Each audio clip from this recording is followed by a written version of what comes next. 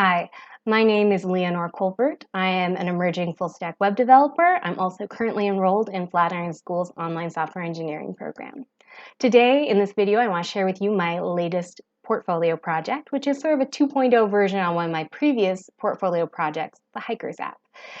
The Hikers app is a web application that allows users to view trailheads and hikes, and they can also create their own hikes to add to the database.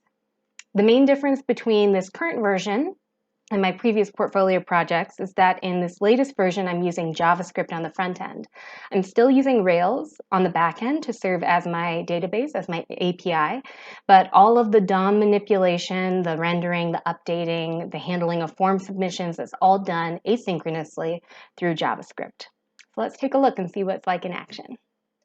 Okay, so here we are on the Hikers app 2.0. On our single page web application.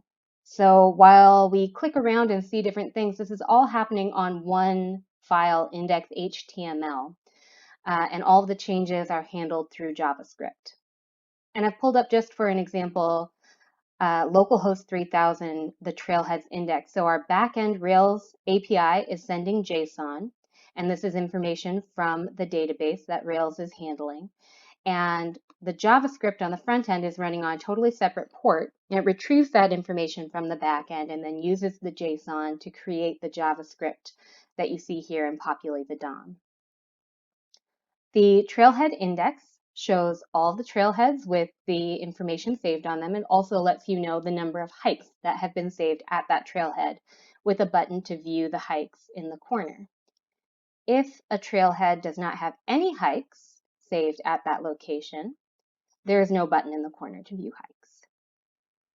So let's see, if we click View Hikes, you get a very similarly formatted page that shows you all of the hikes present at that trailhead.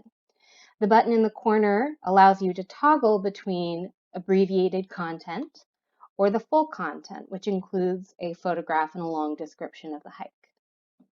If you click the icon again, it shrinks back down to a small tile. Find a hike just takes you back to viewing an index of all of our trailheads. The button to add a hike will display a form that allows users to submit their own hike, which then JavaScript will pull that information, the values from the form, and send a fetch request to the API. And then Rails will persist that to the database. And if it is successful, we'll see it rendered on our DOM. So let's go ahead and create a hike. The select list of trailheads is populated by JavaScript at the same time that they populate the rest of the DOM. And I'm going to leave one of the required fields here blank so that we can see how the form will handle a blank field. Image URL is optional, so it's not going to complain about that. And if we try to create a new hike, we're going to see a little pop-up alert letting us know that this field is required, and that's because there is a required keyword in the HTML for this form. So now we filled in all of the required fields, we get an alert that lets us know that the hike was successfully created. And then we see it loads all of the other hikes that are at the same trailhead of the hike we created, and we see our new hike here. And we don't have a photo submitted, so all we're going to see when we hit plus is the test description, and we can hide that again. And you can also toggle between hiding the form again and go back to viewing all trailheads.